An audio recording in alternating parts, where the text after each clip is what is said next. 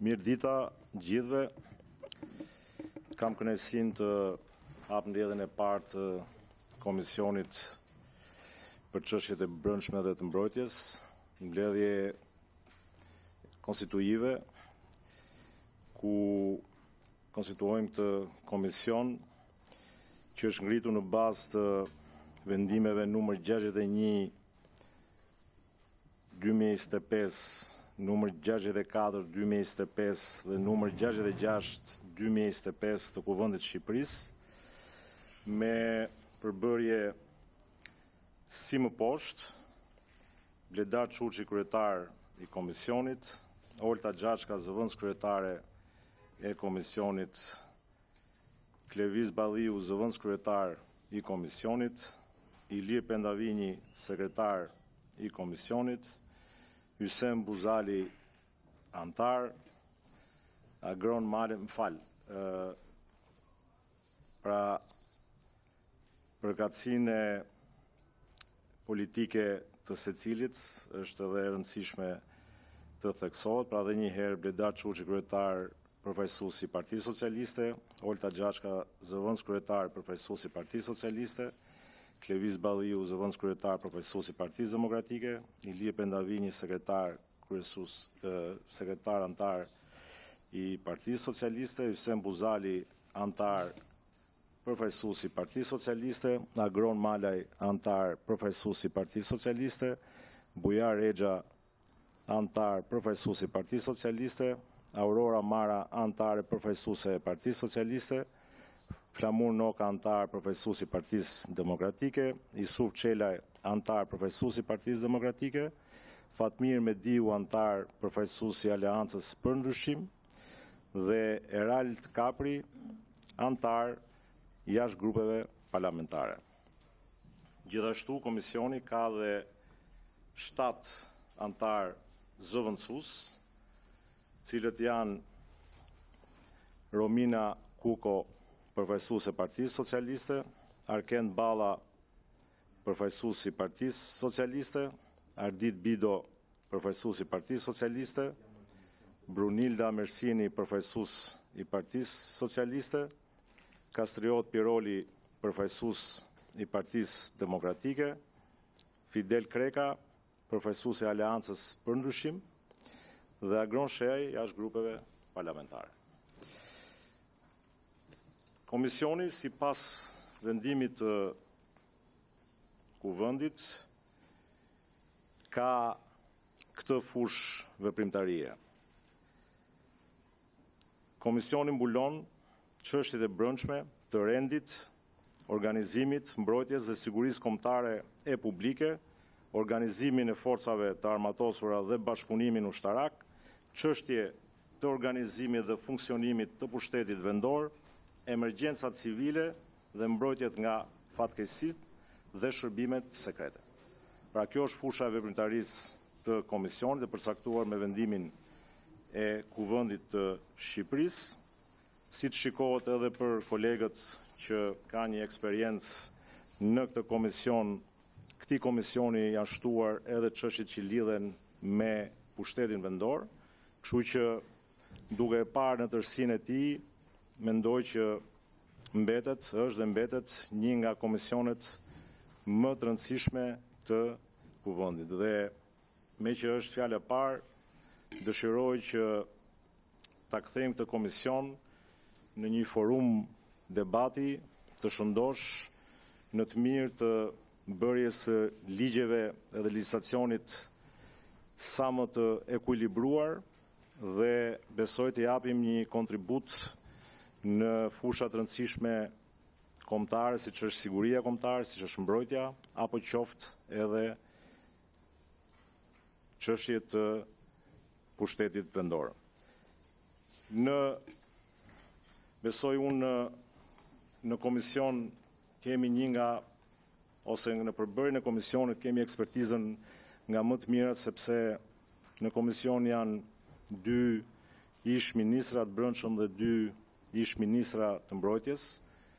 Kjo besoj unë është një nga gjërat që do të arrisi edhe cilësinë e debatit dhe diskutimit, sepse vinë me një eksperiencë të gjerë edhe nga fusha e ekzekutivit. Kështu që dëshiroj nga të gjithë që të jemi sa më konstruktiv dhe debatet të përqendrojmë në të mirën e bërjes së ligjeve të balancuara edhe në të mirën e publikut të gjerë, sepse besoj që edhe në kushtet ku po kalon sot jo vetëm Shqipëria, po gjithë rajoni dhe bota, besoj se çështjet e sigurisë dhe të mbrojtjes mbeten nga më të rëndësishëm për çdo shtet. Kështu që duke qenë edhe organi më i lartë ligjvënës dhe organi gjithashtu ku institucionet ndryshme japin llogari dhe për të cilat ne jemi përgjegjës për monitorimin e zbatimit politikave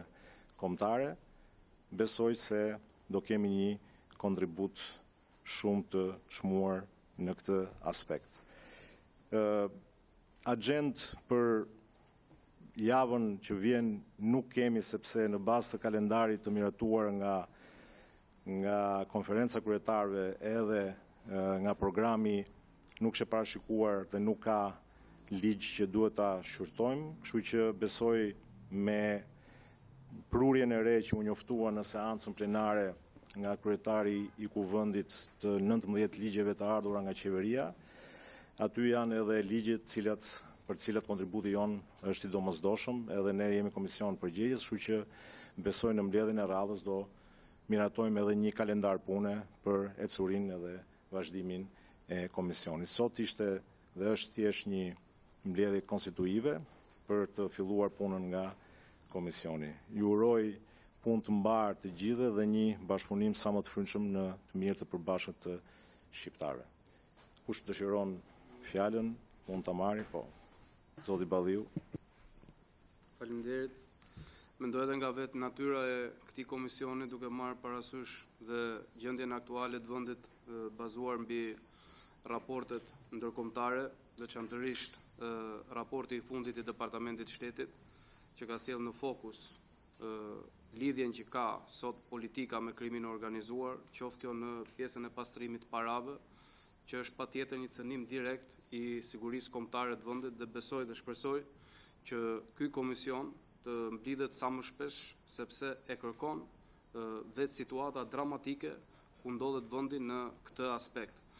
Përsëri duke u bazuar edhe raporteve më të fundit të antimafjes italiane, të botuara tani më në të gjitha mediat botërore, është e rëndësishme që ky komision, përpos projekt ligjeve apo ligjeve të reja që do të vendosë dhe do të bëj, të respektojë dhe të garantojë respektimin e ligjeve aktuale që janë sot. Siç e dini, shumë prej jush më mirë se unë, vendet më të korruptuara kanë më shumë ligje se çdo vend tjetër. Ne duhet të garantojmë që ligjet që kemi sot të respektohen, dhe për këtë duhet të thrasim dhe të vëmë para përgjegjësisë të gjithë njerëzit të cilët nuk po kryejnë detyrat, në veçanti ato të sigurisë. Siç thash dhe më parë, bazuar dhe në këto raporte ndërkombëtare, ky komision duhet të thrasë dhe duhet të informohet nga institucionet përkatëse në lidhje me takimet që supozohet dhe sipas raporteve të profesionale të antimafjes italiane, politikanë në nivelet larta të qeverisë kanë pasur kontakt direkt me personalitetet të krimit organizuar, që është patjetër një tjetër pikë që cënon sigurinë kombëtare të vendit. Në këtë aspekt, Partia Demokratike patjetër si gjithmonë do jetë e hapur për diskutim dhe për debat, dhe ta kthejmë këtë komision në një komision ku t'i çojë përpara agjendën për mbrojtjen e vendit dhe të sigurisë. Siguria kombëtare është e gjithëve, nuk i përket një partie, por të mundohemi mos të mbrojmë interesat partijake, por të mbrojmë interesat që i kanë të gjithë qytetarët shqiptarë. Nuk duhet harrojmë që në këtë vend fatkeqësisht prej kohësh tani më kemi pasur qytetarë të pafajshëm që kanë mbetur viktimë e përplasjeve të bandave, të cilat duken se janë të gjithë pushtetshme për i vitesh tani më. Këtu mund të përmendim rastin e Memaliajt, rastin e Don Boskos, apo dy tragjedit e tmerrshme me humbje jete në Shkodër. Në këtë aspekt, dhe kjo do jetë një çështje që ky komision do duhet të merret vazhdimisht. Thënë këto, Partia Demokratike ka qenë, është dhe do të mbetet e gatshme për bashkëpunim për sa kohë kërkohet të luftohet krimi i organizuar, por ka qenë dhe do të mbetet armike e të gjithë atyre të cilët kërkojnë të lidhin politikën me krimin e organizuar, sepse ajo cënon çdo aspekt të sigurisë kombëtare. Faleminderit. Faleminderit, zoti Balliu. Ka dikush? Po, zoti Noga.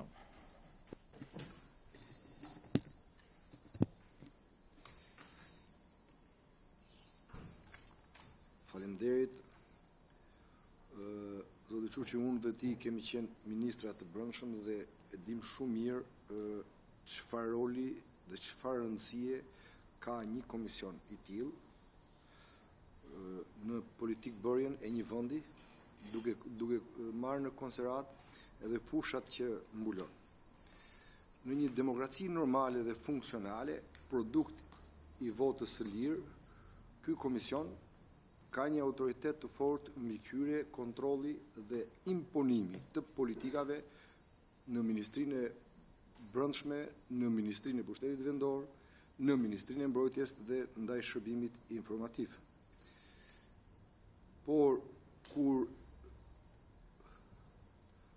e gjitha vjen si produkt i një farse politike të zhvilluar, sigurisht që e gjitha edhe këndvështrimi i këtij komisioni dhe fusha e veprimit të tij është e cunguar dhe sigurisht që do të jetë e bllokuar. Pse po them? Shikoni që nga emri ka 35 vjet. Ky komision ka qenë quajtur Komision i Sigurisë Kombëtare. Me një operacion plastik të kujdesshëm të narkosit në pushtet, është bërë zhdukja e termit siguria kombëtare. Po pse? Sepse sigurinë kombëtare, narkosi sot ja ka besuar karteleve. Shërbimin informativ këtu do vi të jap llogari Gysa-Gasi. Për Ministrinë e Mbrojtjes, çështjet e mbrojtjes, këtu do të jap llogari karteli Troplini, se ushtarët e tyre janë në karrige. Për Policinë e Shtetit, këtu do të vi dhe do të na informoj Suel Çela, sepse drejtori i Policisë së Shtetit është produkt e mbërtesë e Suel Çelës. Po them drejtori, nuk po them ministre, sepse vetë ministres së brendshme kreu i narkos i tha që ti do të merresh me adresat dhe me zjarr fikset. Pra nuk do të ketë punë absolutisht me policinë dhe me rendin dhe sigurinë publike. Kjo në dukje dhe në citim është qesharake, por në brendi kjo mbart një dram të rëndë që të cilin po përjeton rendi, siguria, mbrojtja dhe çështjet të cilat mbulon ky komision. Është për të ardhur shumë keq për katandisjen, por ne si opozit jemi të vendosur të qëndrojmë kësaj beteje. Ne dim përballë kemi produkte të farsës politike, ne dim që përballë kemi krimin e organizuar dhe kartelet, por ne do të qëndrojmë kësaj për të përfaqësuar me dinjitet popullin opozitar i cili na ka mandatuar dhe për të vazhduar një mision. E them për të vazhduar një mision, normalisht në politikanët nuk janë misionar, por në kushtet dhe rrethanat që është Shqipëria, Partia Demokratike dhe opozita ka mision dhe ne jemi detyruar të funksionojmë këtu jo si mandatar, por si misionar për të shpëtuar këtë vend nga e keqja që ka kapluar dhe që ka një emër narkos. Faleminderit. Po, zoti Pendavinik, Europianë. Faleminderit kryetar. Në fakt do doja të uroja punë mbar komisioni, sepse edhe siç thanë edhe kolegët para të nderuar, është një komision i cili do të përfshijë në veprimtarinë e tij goxha çështje sensitive, por edhe ministri të cilat kanë ndjeshmëri në jetën publike dhe jetën qytetare. Jam i sigurt që produkti në këtë parlament është produkti i zgjedhjeve të 11 majit, unë do të doja të jaktu në mbledhjet e parë, po meqense edhe ngacmuan edhe kolegët me nderuar përballë. Është një produkt i zgjedhjeve të 11 majit që ne ndajmë komplet mendime të ndryshme për të pjesë. Do të kemi rast që edhe të debatojmë, edhe të bëjmë, të japim mendime gjithë secili nga ne. Por jam i sigurt që Partia Socialiste, bashkë me anëtarët e saj të nderuar në këtë komision, që janë njerëz personalitete në fushat e tyre, siç e tha edhe kryetari që këtu kemi dy ministra të mbrojtjes dhe 2 ministra të rendit, të cilët vërtet kanë një goxha eksperiencë në fushat respektive që mbulon edhe ky komision, Ministrinë e Mbrojtjes dhe Ministrinë e Rendit. Shpresoj që ne të funksionojmë më së miri dhe jam i sigurt që ky komision, duke qenë i përgjegjshëm në veprimtarinë e tij, do të diskutojë të gjitha çështjet që ngre edhe opozita, por patjetër që ne do të ndjekim atë linjë dhe atë vijë dhe atë program të cilin Partia Socialiste fitoi më 11 maj dhe produkti i këtyre zgjedhjeve është edhe ky komision i nderuar, por edhe i gjithë parlamenti. Faleminderit. Faleminderit, zoti Pendavi.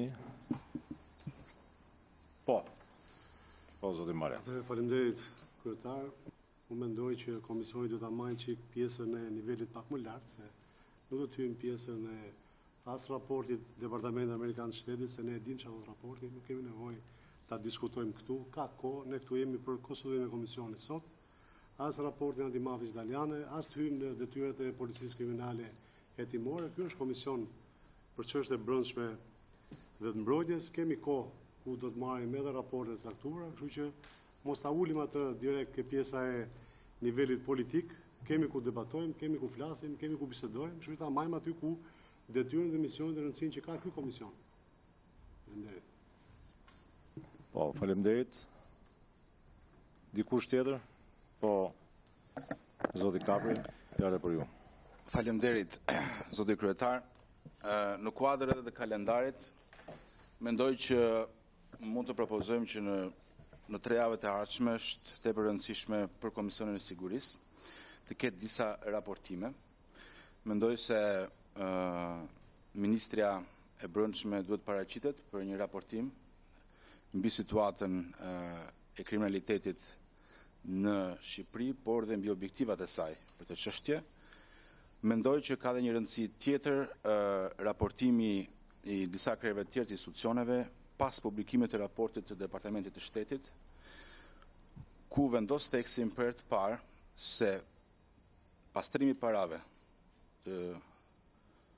të krimit organizuar në Shqipëri mund të konsiderohet edhe si një cënim i sigurisë kombëtare. Kështu që në këtë kuadër unë kam një propozim konkret që Komisioni i Sigurisë të thrasi edhe guvernatorin e Bankës së Shqipërisë për të raportuar mbi këtë fenomen, për shkak sepse ata e ndjekin. Patjetër edhe datoria e parandalimit dhe për pastrimin e parave. Më lejoni të theksoj zoti kryetar se rënja e nivelit e euros raport me lekun ka arritur në një situatë shqetësuese, sa shumë punonjës të ndershëm të Bankës së Shqipërisë po ngren alarmin për një pasojë të pakthyeshme në ekonominë shqiptare. Rënja e euros, që duket si rezultat i futjeve të shumave të mëdha nga grupet kriminale në Shqipëri dhe të pastrimit të tyre kryesisht në fushën e ndërtimit dhe në turizëm, siç thotë raporti i Departamentit të Shtetit, mund të rrezikojë vendet e punës të 10 mijëra shqiptarëve të disa industrive të konsoliduara në Shqipëri, të cilat të gjitha eksportojnë. Dhe një kërcënim i tillë, zoti kryetar, më lejoni të kujtoj që është edhe një kërcënim për sigurinë kombëtare. Kështu që është e rëndësishme që guvernatori të paraqiten në komision dhe të na thotë se ku është limiti se ku mund të bjerë euro, sepse u bë mbi një vit e pak që euro nuk ndalë së rëni. Mjafton të kujtoj që pas luftës në Ukrainë, ne jemi vetmi vend në gjithë Evropën kontinentale ku euro ka rënë. Euro si një monedhe besueshme të gjitha vendet e Evropës është duke u forcuar. Në Shqipëri ndodh fenomeni i kundërt. Kështu që propozimi është ky që krahas raportimit të krerëve kryesor që kanë të bëjnë me institucionet e sigurisë kombëtare, duke filluar nga Ministrja e Brendshme, mendoj që nga të dhënat e raportit të Departamentit të Shtetit të vinë në komision edhe guvernatori i Bankës së Shqipërisë për të raportuar mbi të gjithë flukset e parave të pakontrolluara në ekonominë shqiptare, por dhe për dëmin e mundshëm që po shkakton rënja e euros dhe nëse mund të konsiderojmë që jemi afër një cënimi të sigurisë kombëtare. Ju falenderoj shumë. Po tjetër nga anëtarët, po zoti Qelani. Faleminderit zoti kryetar.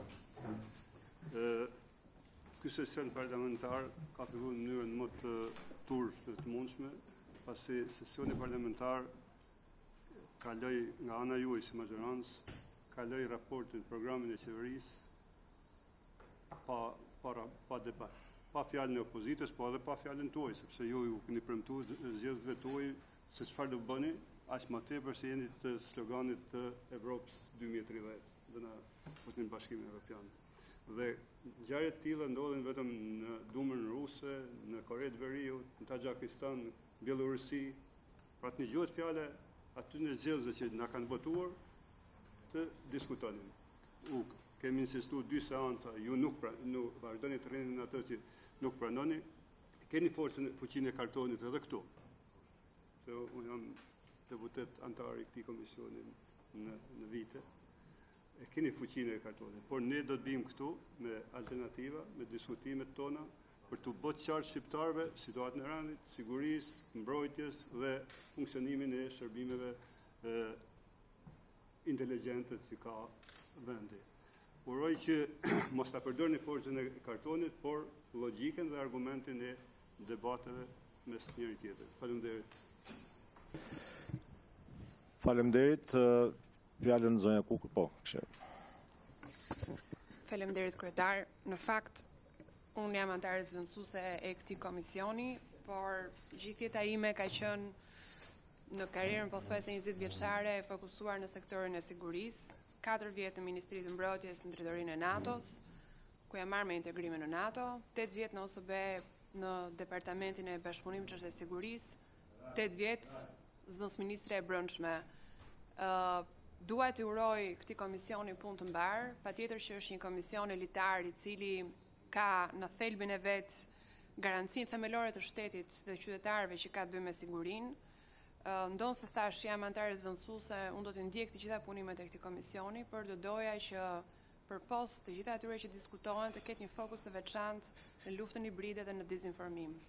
Sepse është shumë e rëndësishme që shumë gjëra të cilat hidhen për konsum publik në Shqipëri dhe jo vetëm, sot është një trend i zakonshëm për delegjitimimin e qeverive apo të një kursi të saktuar, të shihen me shumë kujdes, sepse është një nga tipologjitë e luftës hibride. Do doja që ky komision i nderuar ta trajtonte gjithashtu me përparësi, duke patur parasysh që kemi dhe një strategji nga komisioni i kaluar për dezinformimin. Faleminderit.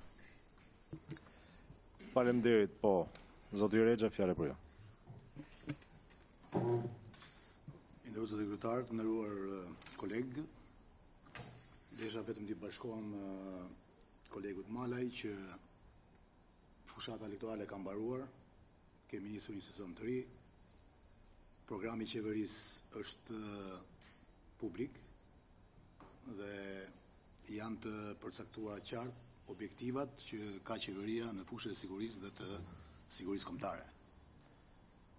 Raportet janë të qarta për sigurinë e brendshme, numri i krimeve ka rënë ndjeshëm në këto vite të qeverisjes, si edhe objektivat e qeverisë janë të qarta, sidomos në investimet që do të bëhen në inteligjencën që të parandalojmë krimin dhe shumë e rëndësishme është edhe lufta kundër krimit organizuar, kundër krimit ndaj personit, kundër trafikimit të miturve, e të gjitha janë program, janë të pasqyruara, nuk jo dha mundësia të dëgjoni sepse vetë e quat situatën në një gjendje të tillë dhe përsa i përket akuzave, raporteve e tjera për grupe kriminale e tjerë, të gjithë jemi të lirë të bëjmë denoncimet në organet përkatëse dhe mos merremi me propagandë zgjedhore, pasi zgjedhjet mbaruan dhe jemi në një sezon të ri. Thjesht të debatojmë, bashkëpunojmë për gjëra konkrete, për ligjet që do vinë, që të përmirësojmë ligjet dhe t'i përafrojmë me ligjet e Bashkimit Evropian. Ju falenderoj gjithë. Faleminderit, japim dhe zoti Buzarit. Bëri punën e vet. Fike, lutem. Faleminderit kryetar. Si deputet i ri i Parlamentit të Shqipërisë ndihem mirë dhe i vlerësuar që marr pjesë në një komision kaq të rëndësishëm veçantë siç është ky komision.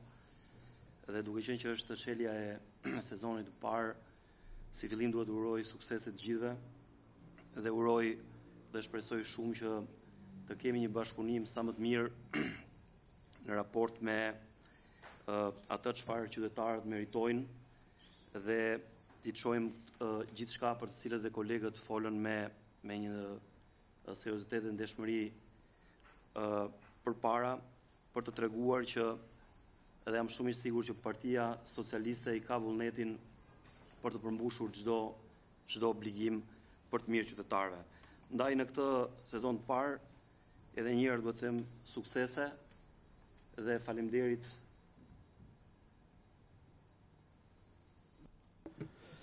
Po, faleminderit. Po, zoti Balliu, po. Fjalë për ju. Një sqarim me qenë se u referuan kolegët. Mendoj që raporti i Departamentit Amerikan të Shtetit nuk është një gjë e vogël apo e ulët, por është një gjë me tetë rëndësi se ky vend sigurinë ka nga Shtetet e Bashkuara të Amerikës, se po tjetë për ato 10 makina që marrim ne tek 2 oligark, nuk e parandalojnë dot krimin qartazi, duke u referuar pikërisht këtyre raporteve. Në lidhje me debatin, patjetër kjo opozit nuk ka në dorë asnjë formë ekzekutive, as për të ndaluar apo të kaluar një ligj. Ato janë të gjitha në dorë të këtij pushteti, që është sot në qeveri. Pra, nëse ka ndonjë institucion politik brenda parlamentit dhe kuvendit që ka interes për debat, rrjedhimisht është opozita, sepse është e vetmja formë që ne kemi për të diskutuar, për të debatuar dhe për të dhënë ide tona në lidhje me proceset e ndryshme. Unë e nisa duke kërkuar një mirë kuptim për çështjet e sigurisë kombëtare, ku nuk mundet të anashkalohet pastrimi i parave. Kartelet sot në Shtetet e Bashkuara të Amerikës nuk shpallen, nuk njihen më si kartele, po njihen si organizata terroriste, ndërkohë që në Shqipëri kartelet njihen si biznesmen.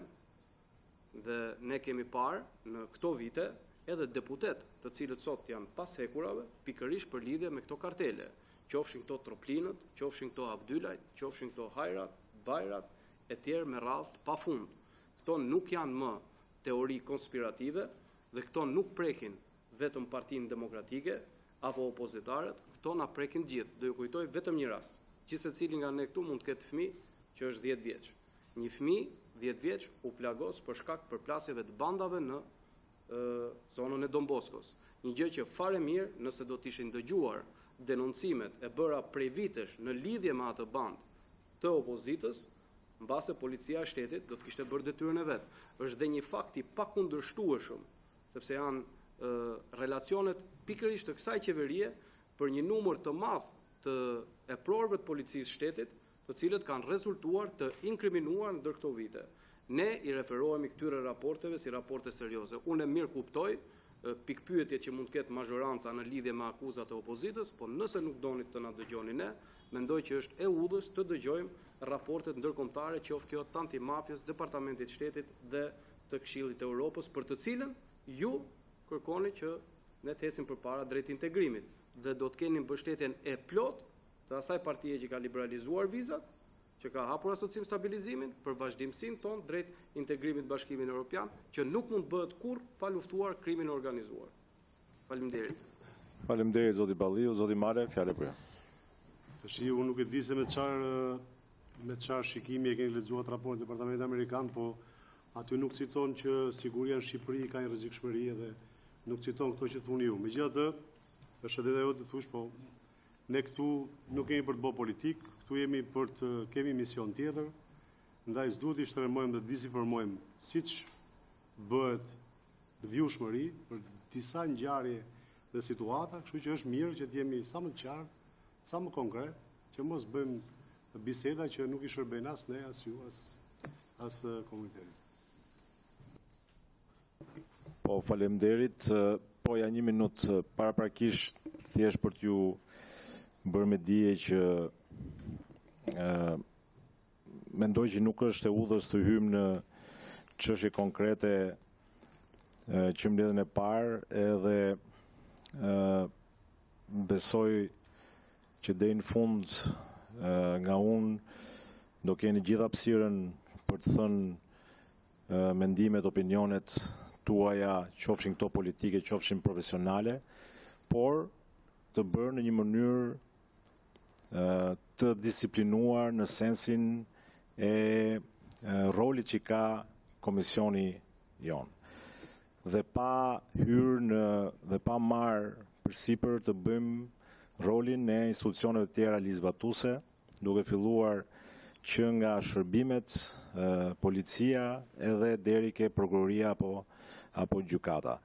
Thënë këtë, duhet të shmangim në gjykimin tim çdo bisedë parazitare për sa i takon misionit që kemi ne.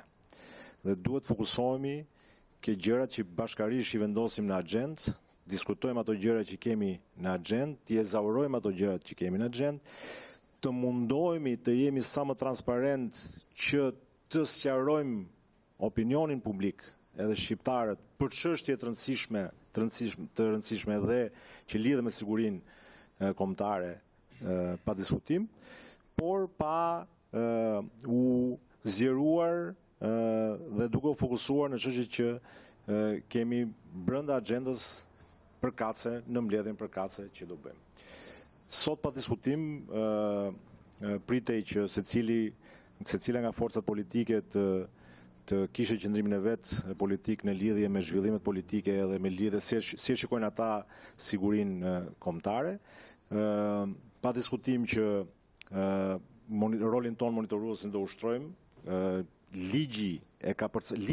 Disa ligje e kanë përcaktuar qartë kush janë organet që raportojnë në Komisionin e Sigurisë dhe ne s'mund të dalim përtej atyre që ka përcaktuar ligji si komision përgjegjës ku raportojnë institucione të parashikuara me ligj apo institucione kushtetuese. Ne kemi në fakt institucione të parashikuara me ligj ku ligjet përkatëse e thonë shprehimisht se kush janë organet që raportojnë ke ky komision.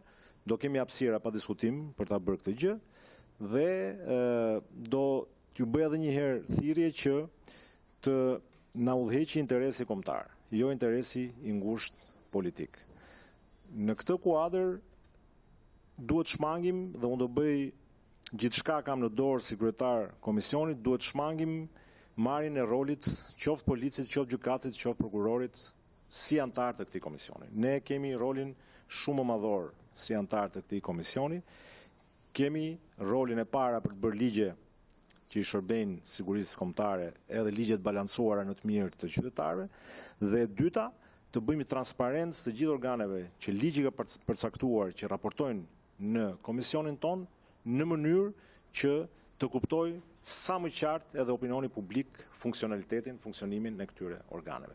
Po të fokusohemi këtu, jam i bindur që do e kryejmë misionin ton edhe do luajmë një rol shumë të rëndësishëm në gjithë arkitekturën e shtetit apo Republikës së Shqipërisë. Kështu që kjo ishte ndërhyrja ime në lidhje me vazhdimsinë e këtij komisioni. Nëse zoti Kapri ka diçka për të shtuar me që më kërkoi fjalën, mund të vazhdoni. Faleminderit, zoti kryetar. Vërej që ka një paragjykim të madh edhe nga kolegët e majorancës ndaj opozitës, duke thënë mos bëni politik. Nuk e kuptoj ç'do të thotë mos bëni politik. Parlamenti është tempulli i politikës dhe mos harroni që ne jemi republikë parlamentare dhe parlamenti është primus inter pares. Pra të gjithë duhet vinë të japin llogari këtu. Dhe roli i opozitës është themelor.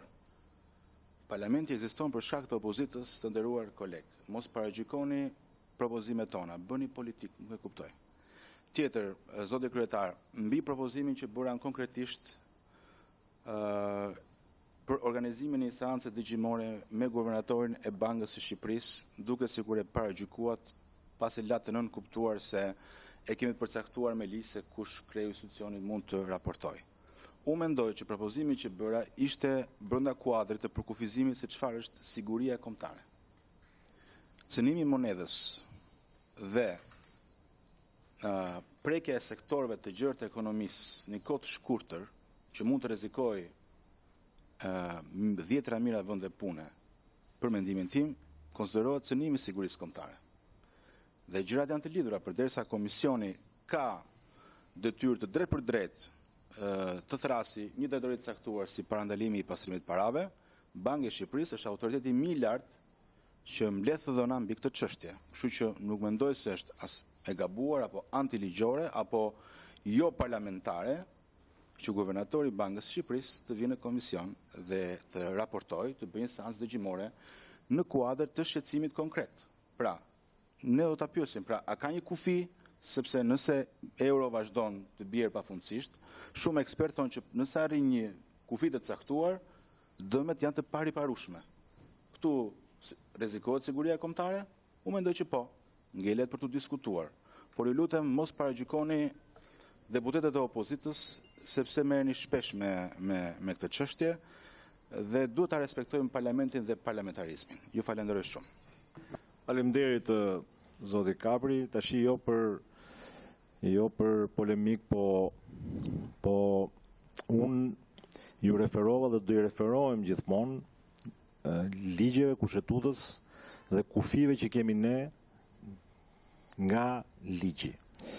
Dhe jo pa qëllim ja u lexova fushën e veprimtarisë të këtij komisioni dhe përsa i takon asaj që u thoni që është çështje e sigurisë kombëtare, tronditja e euros në Shqipëri apo element tjerë që kanë të bëjnë me ekonominë, me makroekonominë, pa diskutim që unë i qëndroj asaj që thash që nuk është në objektin e këtij komisioni që ne të shqyrtojmë këtë gjëra. Sepse në këtë këndvështrimin tuaj, çështjet e sigurisë kombëtare, nesër mund të jetë dhe një epidemi që mund bjeri. Çfarë do të thotë që ne do marrim ministrin e shëndetësisë ta thrasim këtu? Jo, ja pra, më le ta mbaroj. Sepse parlamenti funksionon si një puzzle ku secili ka rolin e vet dhe po, pa diskutim, është me çështjet e sigurisë kombëtare do merret ky parlament. Por në organet e brendshme që ajo ka organizuar në bazë të rregullores dhe në bazë të ligjeve që ka ky shtet.